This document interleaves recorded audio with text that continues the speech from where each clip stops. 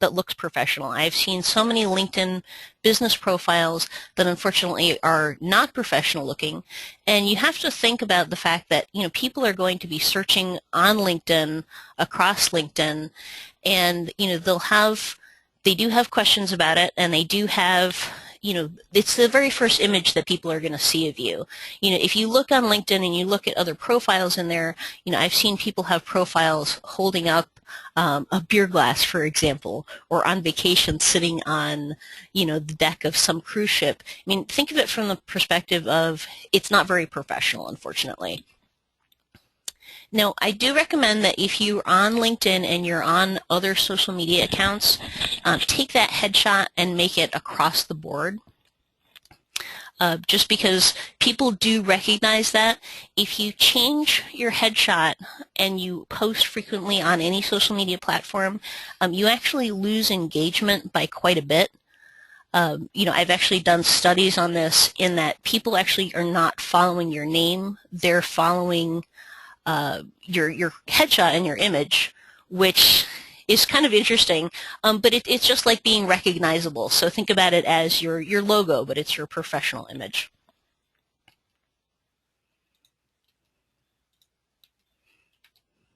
Now this is what a profile looks like on LinkedIn. You have your headshot, you've got your name, information about who you are and what you do. This is somebody that's now connected with me but is not connected in this particular case. You have a summary, and again, this is logged into LinkedIn. One of the things that people don't realize is when they set up a LinkedIn profile, there's two different settings on there in the account settings and privacy settings. Is one to make your personal profile actually public, so people can look at it not logged into LinkedIn, and it helps your search engine optimization. This is what a personal profile would look like if you don't have your profile set to public. And this is what it would look like if you were not logged in. But again, any information that you're putting in there is available for public. And if someone is searching for you on Google or Bing or Yahoo, for example, your LinkedIn profile will actually show up, and they don't even have to have a LinkedIn account to view that information. When you have a LinkedIn profile, you can put skills in, and you can add up to 50 different skills. People can also recommend skills for you, but the skills are important because they actually help you in search. They do show up publicly, not logged in, but it's helpful for people that are looking at your profiles because they know, for example, what you're good at. These are things that you're putting in. It's sort of like if you were going to put them into a resume. A lot of things are applicable. If you have computer programs you're very familiar with, for example, if you're good at SAP, for example, or you know all the ins and outs of it, that would actually be a skill that you would put in, and you would make all of this as much filled out as you can. And again, 50 skills, you think, oh, I can't come up with 50 things, but as you start putting things in, it'll give you suggestions, and you can have related things in here, for example. So like social media, for example, social media strategist would also come up with a bunch of different related things as suggestions that you can also add in. You can edit those and delete them at any time. If someone recommends you for something that you're actually not good at, for example, like I've had people endorse me or recommend me for grant writing, and I've never written a grant in my entire life. And you can delete those out of this, which is very, very helpful. So they do show up on your public profile, and it is search engine optimization friendly. So these are technically called endorsements from the other side. So if you're on LinkedIn, you might be going onto a profile of someone that you're connected with, for example. And if you can see down here, this is a first degree connection. If this was a different one, it would say second degree or third degree. Second and third degree connections will not give you this box saying, do you want to endorse somebody? And an endorsement isn't technically a real endorsement. People sometimes will click on this box just to get rid of it. They don't think that there's this little X up here that you'll be able to delete this, for example. And, one of the things is when people endorse you for something, hopefully they know you. So it's one. It's funny not being able to have any questions on this end. So my apologies for being a little off center this morning. Um, and again, if someone endorses you for something, you can click it out. Endorsements, though, are not meant, if you're endorsing someone else for something, it's not going to come back to you and say, oh, well, you said they were really, really good at this, and they're not. So there's not really any relationship to that. So if you do know somebody, for example, and you do know that they're good at a particular skill set, go ahead and press endorsements, but don't endorse people for things that either you don't know about or, you perhaps don't know them, you just connected with them, for example. Now, recommendations are completely different. Recommendations are kind of like if you were giving your resume out to somebody and you'd be having them give as a reference. So think of a recommendation as a reference. You should know the person well if you're going to ask them for a recommendation, because to send a request out to someone that you're just connected with that you don't know is A, very impersonal, B, why should they write a recommendation for you if they don't know you? But if you're a really good business person and whatever business type you are, if you're very skilled at that, for example, and you have a good reputation and you have connections that are perhaps clients or business associates that would know you very well, ask them for recommendations. This shows up publicly, and it also shows up in your LinkedIn profile. If you're going to ask people for recommendations, I really suggest asking them for some specifics, because it kind of takes the impetus off them to come up with something exact. And if you have a bunch of different things that you do in business, or you have a couple of different businesses you work with, for example, this will give them some direction about how to write and what to write. And also the best way to get a recommendation is say, I'd really appreciate it if you'd write a recommendation for me. If it helps, I'd be happy to write one back. Very, very few people will actually take you up on that, but it is a good incentive to get them to write a recommendation for you. Now, if you're delving just into LinkedIn now to actually utilize it more, but you've actually set up an account before, I highly recommend you actually look for yourself. There's quite a lot of people that actually have multiple accounts set up for themselves, and they don't even know that. Some of them they've had connections with, some they have old associated email addresses that they may not have access to anymore, for example. So it's really important, if you're just starting to delve deep into LinkedIn right away, to think about, and to actually look at yourself or Google yourself right in the top. Just like Google, there's the search bar, for example, now that you can put in and look for your name. And if you find multiple names of yourself that you know or yourself, you all work at the same company, for example, there's a couple of different ways to go about fixing this. And some people may not have access to their email addresses anymore. So they're like, oh no, what do I do? My LinkedIn profile is not going to be accessible. There is a way to fix that. You can actually go into the help section, and they ask you to basically jump through hoops and submit all this information about, these multiple accounts.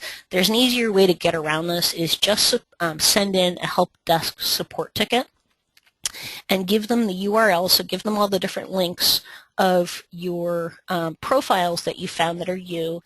Give them which one that you want to be the primary one, and give them any related email addresses that you might have had in there, because that gives them, it makes them easier to search.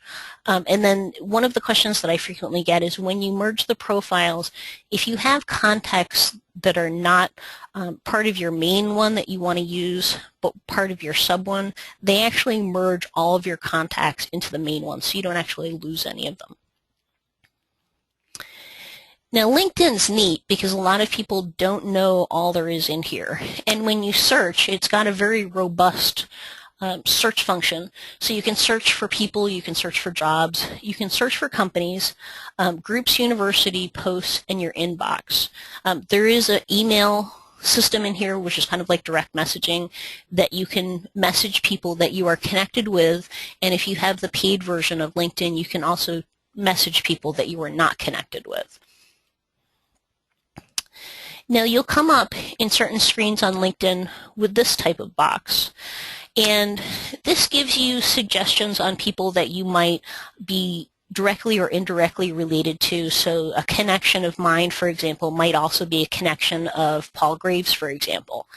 And if I wanted to connect with him, I could hit the connect box, which would send him just a generic message. Hey, I'd like to connect with you on LinkedIn. If you really want to build relationships on LinkedIn, you don't want to do that. If you're on someone's LinkedIn profile, for example, you can also try to connect with them and you'll come up with this box. So you have these different options. If you hit I don't know Alexis, for example, you'll be asked to enter their email address if you know it. And if it's not the correct one, it won't send them the invitation. This box underneath where it says include a personal note, optional, I really highly recommend that you fill it out more and make it more personalized. This, for example, is an example of the box that will come up that says connect by email address. Do something personal in here, write something personal in here, because that's really the key to connecting to people on LinkedIn, is make it personalized. Any generic request you get from someone to connect with you on LinkedIn, or any generic request that you send them to connect with on LinkedIn, you're not going to create a dialogue online, which is really the idea and the intent. The very last thing you want to do is to do a sales pitch, but make it personalized. If you met someone at a chamber networking breakfast, for example, you want to mention that and say, hi, it was great to see you, great to meet you, great to talk to you. I'd love to catch up more for some coffee. And the best way to initiate a good relationship on LinkedIn is to ask people how you can help them. So you mentioned that you are working in the real estate industry. What kind of real estate people were you looking for specifically so that I know who and what to send you when I come across them? Because that olive branch, that reach out offer to help, is what drags people into a conversation. So don't ever, ever, ever do a sales pitch, especially on a connection. If you start having a dialogue back and forth on LinkedIn, you can do a slight sales pitch, maybe the third or fourth direct message / email exchange saying, by the way, I'm in this business, but never ask them directly for business. Always ask, if you know anybody that could use my services, I would really appreciate my name being passed along. So again, never directly sell on here. It's very much the soft sell.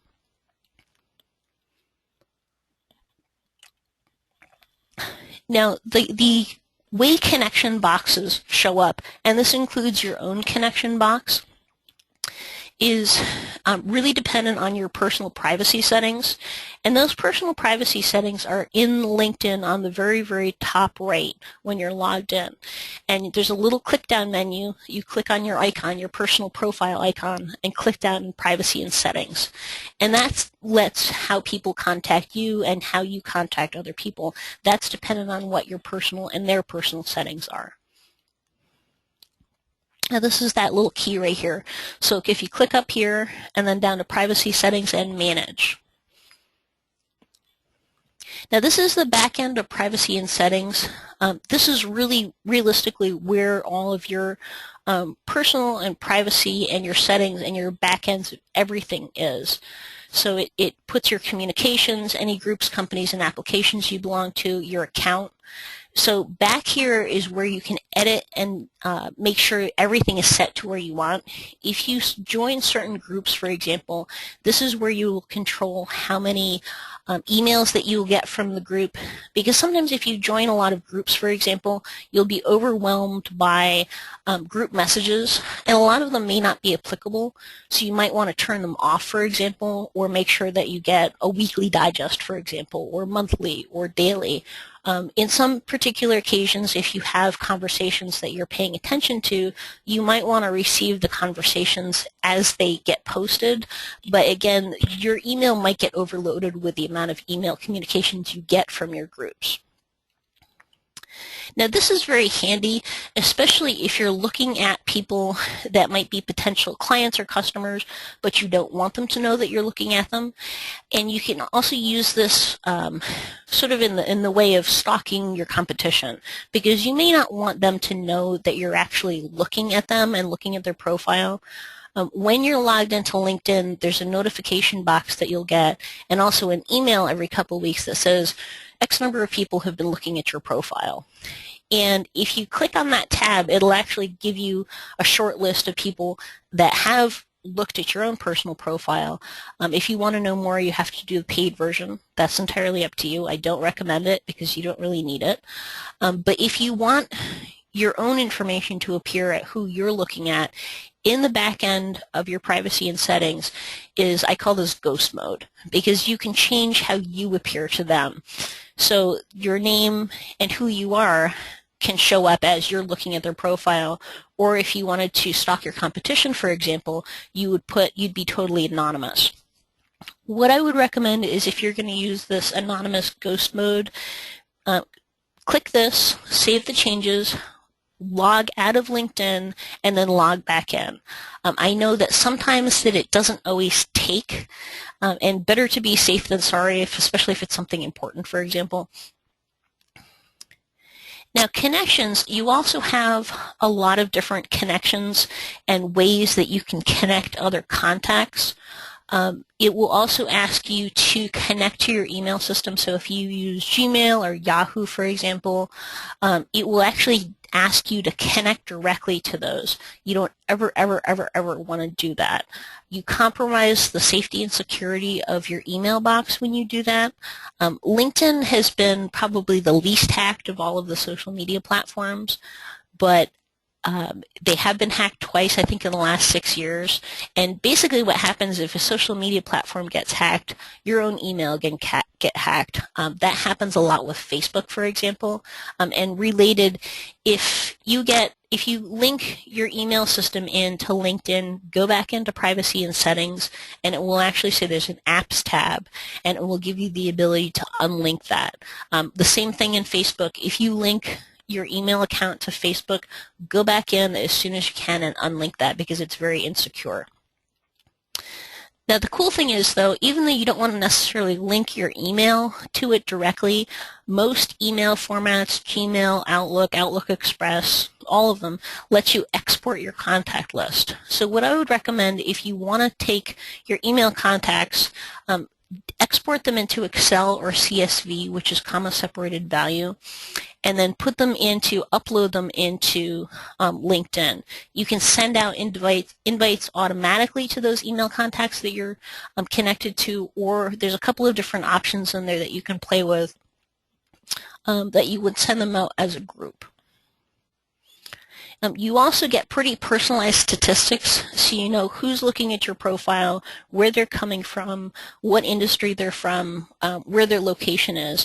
Look at those stats fairly often, because you can find some really interesting trends in there, especially as you spiff up your LinkedIn profile. If you're looking for particular target markets and particular industries, you'll know specifically whether you're actually hitting those target industries by looking at the statistics that LinkedIn gives you in your profile. Now, most business people want to be written up at some time in their business life. So 92% of journalists have a LinkedIn account, and then 50% use LinkedIn to find story sources. Now, this is important, and it's important in terms of, even if you're not going to actively use LinkedIn, use the groups, post updates, you really want to go in and optimize your LinkedIn profile.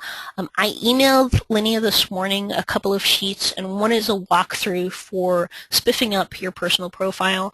Don't try to do that all at once, because you're going to want to shoot me, but tackle a couple of things a day and just put them in, optimize them, and make sure that they are, if a journalist was looking for something specific, make sure the keywords for which they would be looking, make sure they're in your profile.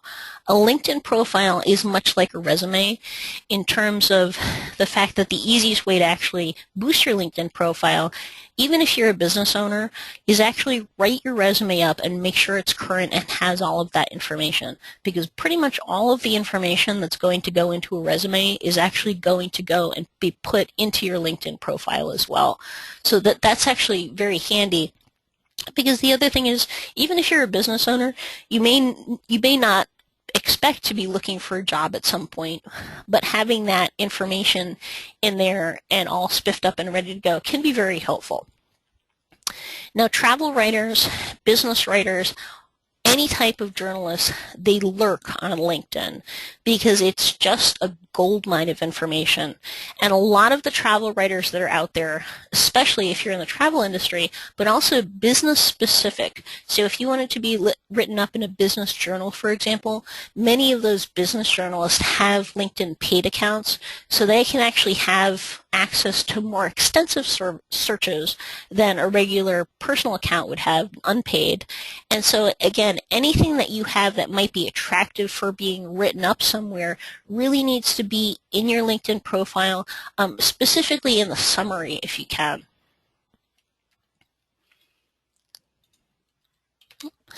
Now, one of the things that LinkedIn just rolled out recently is something called long-form posts. And in LinkedIn, you have the ability to put regular posts in, including updates, whether what's going on with you, whether it's going on with your business. Long-form posts are similar to blog posts. There's some pros and cons to this. When you do a long-form post, it ends up directly below your profile. So if you have a really good summary, for example, unfortunately that pushes your summary down below the fold. So you really have to figure out which is more important, because some people, when they go to visit your LinkedIn profile, unless something grabs them right away, for example, like anything up here, unless it's really telling them something interesting, people don't necessarily scroll down. So you really have to analyze and think about in advance, what am I using LinkedIn for? Who's my target market for using it? And what do I hope to get out of it? Because if you're trying to utilize the forums, for example, to attract business, in which case you're going to be getting them to your LinkedIn profile to see who you are and what you do, you probably don't want to do long-form posts, again, because your summary is going to be hidden by this box. Now, long-form posts, again, they look a lot like blog posts. They show up in the feeds of people that you're connected to. And the difference between long-form posts and a regular post update in a LinkedIn profile is these show up publicly. So they do help your search engine optimization. So again, there's some pros and cons to it. These are fairly new. There is no character limit, but they do encourage people to add photos because photos are what draw attention, and to keep them under 3 to 4 paragraphs. That's kind of the recommended way to do those. And so this is a little bit wordy. I'll run through this really quick. It's shared with everybody. The really neat thing about long-form posts is members that are not connected to you by first or second degree connections, but they could be third degree connections, can now follow your information from your posts. So that's important, especially if you have a message about your business or your industry or something specific to your knowledge base that you want to share with the world. You might want to do long-form posts. You can delete them if you decide that you don't want to utilize them. I wouldn't suggest experimenting with them and then just leaving 1 or 2 there. That's the flip side. It makes you kind of look bad from the aspect of somebody looking at your profile because it's not recent and it hasn't been updated. Now, forums are one of those things that most business people don't take advantage of, and if you really want to dive deep into LinkedIn and utilize it, utilize everything behind this and make sure that you're getting not just connections, but you're getting business out of this, find forums that are applicable to your industry and lurk on them. The other thing you can do is ask questions and answer questions, but forums, think of it from the aspect of when you're connecting with someone for the first time. The one thing you never ever want to do on a forum is sell, because that's the biggest turnoff in the world. If there's moderators on forums, they generally will actually kick you out of most forums. So it's important to be careful on forums, but be helpful if you can. Ask questions and answer questions. Now, for any type of industry, there's literally thousands and thousands of different forums you can investigate. The ones you really want to focus on are these ones that have the locked. Those are moderated forums, and you have to ask for entrance to them. Before you start investigating the forums, I really recommend that you boost up and fully fill out your LinkedIn personal profile, because the moderators will actually be looking at your profiles in order to approve you ahead of time. The forums that are not locked and do not have moderators, unfortunately, many times are filled with a lot of spam posts, and those are left unless somebody reports them. The moderated groups are realistically the best ones to be active in. And here's an example of someone that spam sold someone on here. They actually got booted out of the forum within 2 minutes of posting this, and they got an email warning. The moderator of this group is a friend of mine and actually told me this as a good example of this. So you really don't want to do this, because not only is this person not going to at all be inclined to use this particular guy that's trying to spam sell him on LinkedIn, but this person and the 15 other people that posted specifically in response to this question are never going to use this because it gave them a bad impression of the company. Now, in some cases, depending on how people's personal profiles are set and their own privacy settings, some of them you can message them through the forum. So you can actually see this as you go through and look at the other people that belong to the forum. Some people you can message; these are all second-degree connections of mine. But some of them I can message, and some of them I can't. And that again is dependent on their own personal profile settings. And if you decide to integrate and be interactive in the forums, that's going to depend on you as well. Different people have told me different things about that. I have this turned off. I experimented with having people message me within the forums, and unfortunately I got a lot of people trying to sell me something or trying to get my customer base. So that's something that you might personally want to experiment with, because I've heard pros and cons from different people about having that option enabled. Now, kind of the key and the secret weapon behind LinkedIn is something called the lion. And in that top bar of LinkedIn, you can search specifically for lions. There are thousands and thousands of lions out there.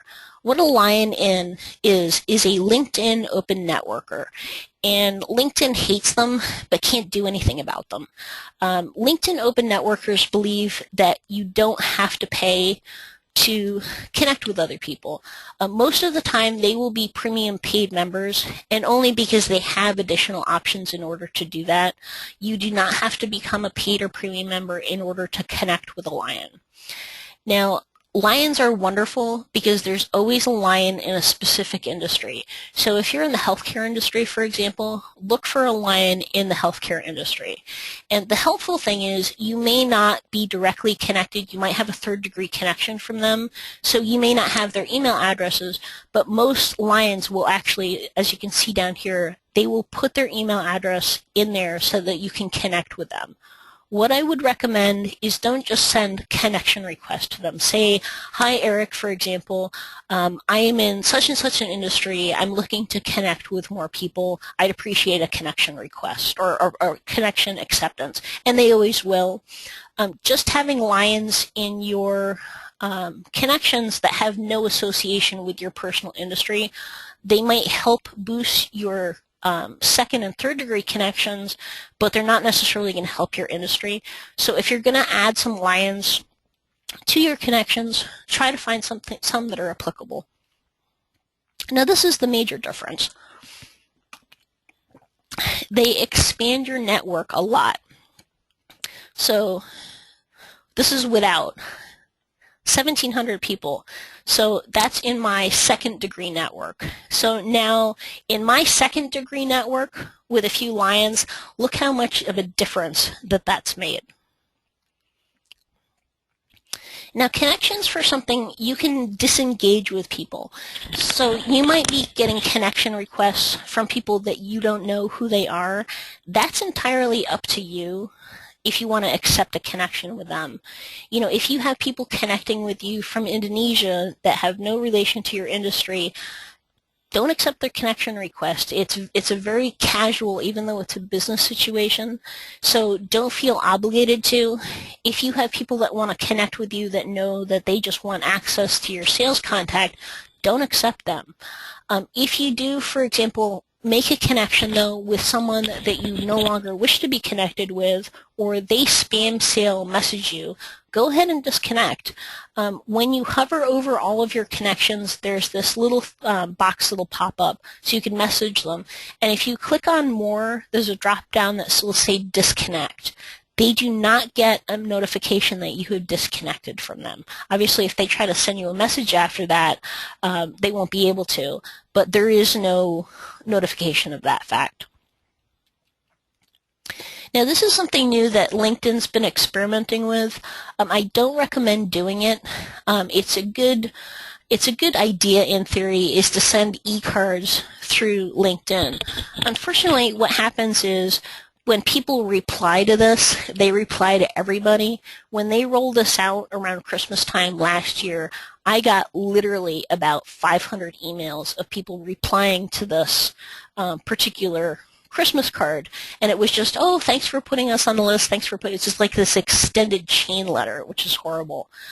If someone adds you to that, there is the ability to take this out of your email box, and there's also a notification that says no more follow-up emails. So anybody replies to that mass email, you won't get that notification of it. Now this is a good example of somebody sending you, sending you a request, basically a spam sale request. Now it's up to you. Some people get kind of kvetchy on LinkedIn. I have a tendency to do some myself, depending on how bad the sales pitch is. You know, some people just disconnect with the connection. Some people just send a message back saying, hey, thanks for spamming me, really appreciate it, and then they disconnect from them. That's really up to you. A lot of people that go on LinkedIn, they really don't know any better, and they don't know proper LinkedIn etiquette.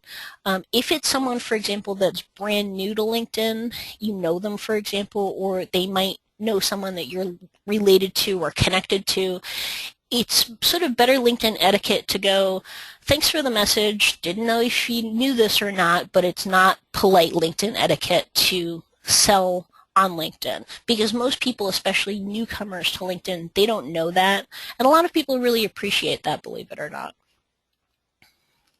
Now the other thing about LinkedIn is company pages. Company pages are free. They show up publicly, so again, just like your personal profile, when it's set up to be public, a company page, someone does not have to have a LinkedIn account or does not have to be logged into LinkedIn to view your company page. If you have a company, I would really recommend setting up a company page. It takes literally less than 10 minutes.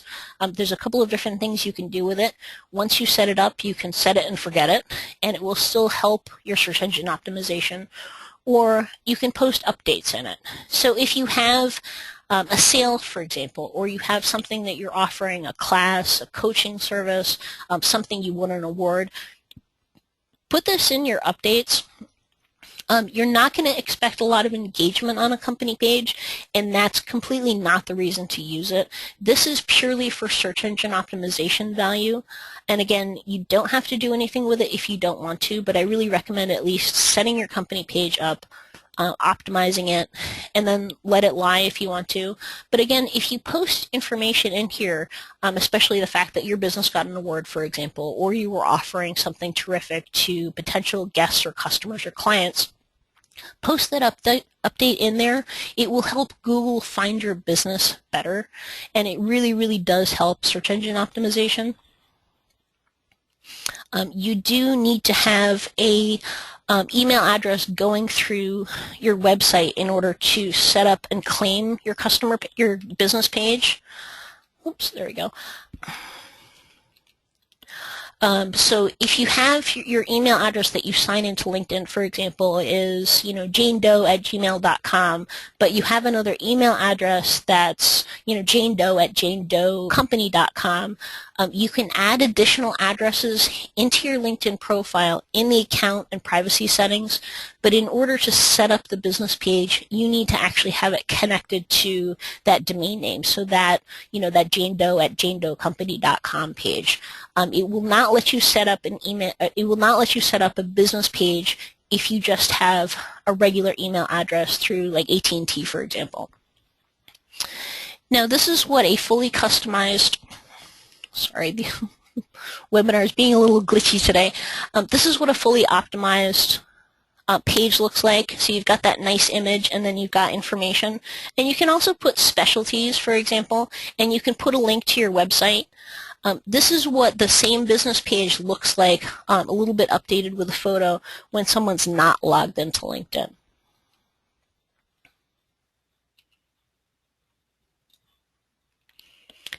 Now this is what a non-logged in business page looks like when someone has posted updates in here.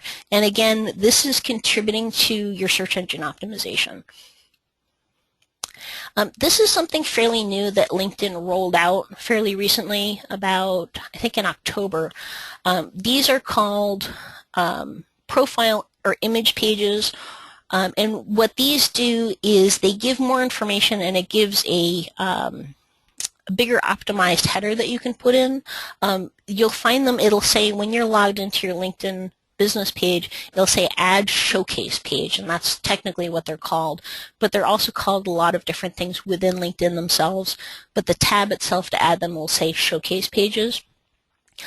If you add showcase pages, these do not show up on your public profile. They only show up when you're logged into LinkedIn and to people logged into LinkedIn. The reason to use these is if you have something specific that you want to promote and your actual LinkedIn business page update doesn't give you enough room to do that, even though you can add photos to it, you might want to create a showcase page and showcase something special about your business, for example, no matter what it is. Once you've created one, you can delete it if you decide that you don't want to use it. You do have the ability to add more than a few, but you have to ask LinkedIn in advance to add them and tell them why you want to add more showcase pages. This hasn't been utilized that much by LinkedIn, and I think it's kind of a work in progress. I know that they're talking about instituting some changes and making showcase pages become public, which would be hugely helpful from a business perspective. Now, LinkedIn ads are something that a lot of people ask about. It really depends on what you're selling, whether it's a product or a service or anything else in that regards. Selling products on LinkedIn do not work well. If you have a service, they can work extremely well. If you're looking for employees, LinkedIn ads are terrific for that. And the reason being, you can be super, super specific in terms of what you're looking for. You know, if you're selling a service, for example, and you wanted your ads to only appear to people in a certain industry, you could pick that particular industry and it would only show up on their feed pages where their information is being accessed. If you wanted to target a specific company, for example, you could do that too. There's a lot of demographics in here that you can be specific about. What I like about LinkedIn ads versus Facebook ads is Facebook tells you that it gives you some specifics about where your ads will appear, but it's very much not what happens when you run the ad. You get a lot of non-specific results from Facebook ads. So if you were in a Facebook, for example, if you had an ad that you were advertising between the ages of 20 and 60 to all women in the USA and Texas specifically, pretty much the only thing that it will really do is it will appear to ads for women. You're not going to get specific. LinkedIn ads are very, very specific, and you can do some additional targeting too. So you can do it by location. You could do it by school, for example. If you wanted it to only appear to CFOs, for example, of Bartz and Wilson Company, then it would only appear to those particular people. So, and it'll give you an estimated target audience. The nice thing about LinkedIn ads is I recommend if you're going to investigate advertising on LinkedIn, go in and create some sample ads. It will let you create the ads and give you certain options and give you, what you're potentially going to get out of this without actually entering a payment method and setting up an ad. So it actually lets you play with the options first. So I would go in there, if you're going to investigate this, see what the different options are. There's two different ways that you can advertise. One is per click and one is per view. I highly recommend, if you're going to do a LinkedIn ad, make sure it's per click, because per view, or per impression as it's also called, is not helping your company. You might be remotely branding the company, but realistically you want return on your investment. So you want people to actually click through to your ads and get some actual results from it. So I'm not sure how we're going to handle questions in this particular case. I don't know whether you guys can actually get in the chat box and ask any questions.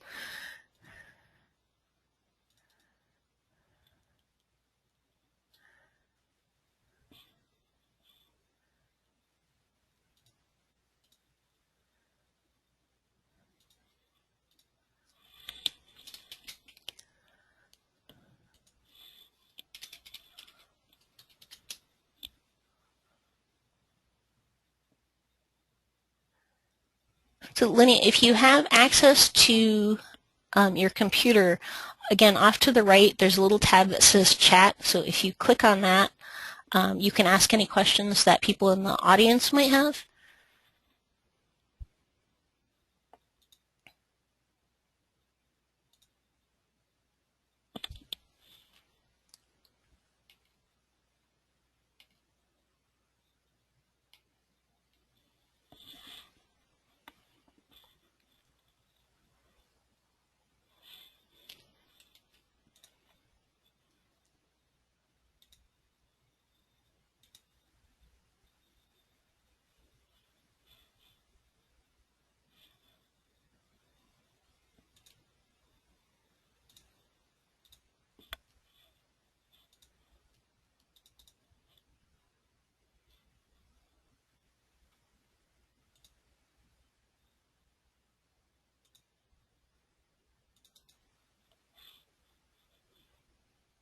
Okay, well, as I said, Linnea has my email address.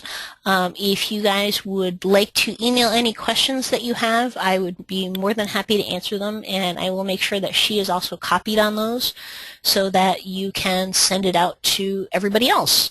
I guess hope you guys have a great day, and I hope you guys could listen to all this. Thank you.